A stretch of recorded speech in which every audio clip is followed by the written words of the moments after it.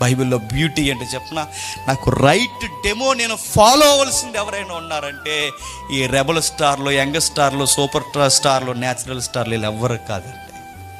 మనకు real star ఎవరైనా ఉన్నారంటే ద లార్డ్ జీసస్ క్రైస్ట్. గుర్తుపెట్టుకోండి, ఎదుటి వారి కొరకు ప్రాణం పెట్టిన మహనీయుడు ఆయన మాత్రమే ఫాలో అవ్వండి. ఆయనను మాత్రమే అడుగు చాడలో నడవండి. ఎదుటి వారిని ఎలా క్షమించాలో తెలియాలంటే ఆయన ఫాలో అవ్వండి.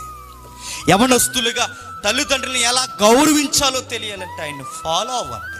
ఎందుకంటే 30 ఏళ్ళు రంపపు పొట్టు మధ్య తన తల్లిదండ్రులకి కష్టపడి పనిచేశారు. ఎలా బతకాలో ఆయన్ని ఫాలో అవ్వండి.